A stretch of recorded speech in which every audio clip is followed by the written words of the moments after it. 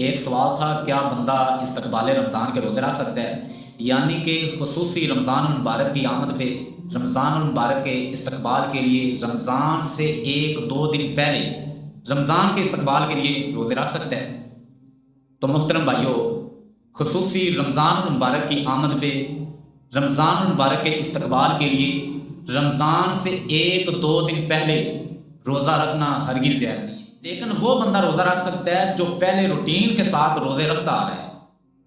یعنی کہ اب ایک بندہ ہر مہینے کے اندر جمعرات اور سوموار کا روزہ رکھتا ہے، تو اب رمضان المبارک کے 1-2 دن پہلے اس نے یہی دن پا لیں، یعنی کہ سوموار کا دن پا لیا یا جمعرات کا دن پا لیا، اور وہ روزہ رکھنا چاہتا ہے تو وہ روزہ رکھ سکتا ہے، کیونکہ وہ پہلے رکھتا آ رہا ہے، وہ روٹین کے ساتھ اگر رکھتا آ رہا ہے تو وہ رمضان سے پہلے بھی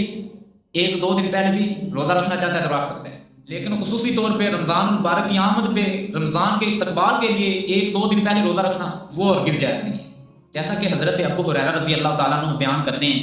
کہ اللہ کے رسول صلی اللہ علیہ وسلم نے فرمایا، لا تقدمن احدکم رمضان بصوم یوم ولا یومین الا ان یکون رجل کان یصوم صوما فلیصمہ۔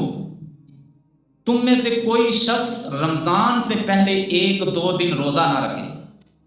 ہاں مگر وہ بندہ جو پہلے روٹین کے ساتھ رکھتا آ رہا ہے، یعنی کہ جو پہلے بندہ ہر مہینے کے اندر نفلی روزے رکھتا ہے، یعنی کہ سوموار اور جمعرات کا روزہ رکھتا ہے، تو وہ بندہ رمضان سے پہلے اگر یہ دن پا لیتا ہے تو وہ روزہ رکھنا چاہتا ہے تو وہ روزہ رکھ سکتا ہے۔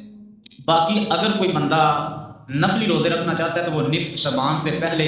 نفلی روزے رکھ سکتا ہے، اور اگر کسی بندے کے رمضان مبارک کے روزے چھوٹ گئے تھے اور وہ انہیں پورا کرنا چاہتا ہے، ان کی قضائی دینا چاہتا ہے، تو وہ بندہ نصف شعبان سے پہلے روزے رکھ سکتا ہے۔ لیکن نصف شعبان کے بعد نبی مکرم صلی اللہ علیہ وسلم نے روزہ رکھنے سے منع فرمایا ہے۔ کیوں؟ تاکہ رمضان مبارک کے فرضی روزوں کے لیے قوت نفس اور توانائی تیار کی جا سکے، جیسا کہ حضرت ابو ہریرہ رضی اللہ تعالیٰ عنہ بیان کرتے ہیں کہ اللہ کے رسول صلی اللہ علیہ وسلم نے فرمایا، اذا انتصف شعبان فلا تصوموا،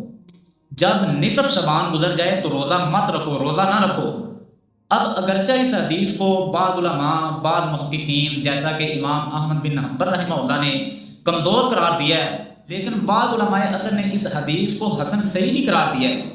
خیر، بات کرنے کا مقصد یہ ہے کہ اللہ کے رسول صلی اللہ علیہ وسلم نے نصف شعبان کے بعد عام نفلی روزے رکھنے سے منع فرمایا ہے، تاکہ رمضان المبارک کے فرضی روزوں کے لیے قوت تیار کی جا سکے، توانائی تیار کی جا سکے، بندہ اچھی طرح ریلیکس ہو جائے اور اچھے سے رمضان المبارک کے روزے رکھ سکے۔ اگر بندہ نصف شعبان کے بعد بھی روزے رکھتا رہا اور استقبال رمضان کے بھی اس نے روزے رکھ لیے، اب اس کے پاس اتنی طاقت نہیں ہے کہ وہ رمضان المبارک کے روزے رکھے، پھر وہ روزوں کو قضا کرے گا، روزوں کو چھوڑے گا، روزے نہیں رکھے گا کہ یار آج ایک چھوڑ دیتا ہوں، صبح رکھ لوں گا، پھر ایسے کرتے کرتے 2 رکھ لے گا، تیسرا کہے گا یار روزہ بہت لگتا ہے لہٰذا یہ بھی چھوڑ دیتا ہوں، پھر چوتھا رکھ لوں گا، ایسے کر کے۔ یعنی کہ نصف شعبان کے بعد اللہ کے رسول صلی اللہ علیہ وسلم نے اس وجہ سے روزہ رکھنے سے منع فرمایا ہے۔ تو اللہ رب العالمین سے دعا ہے کہ اللہ میں حق بات سمجھنے کی توفیق عطا فرمائے۔ وآخر دعوانا الحمدللہ۔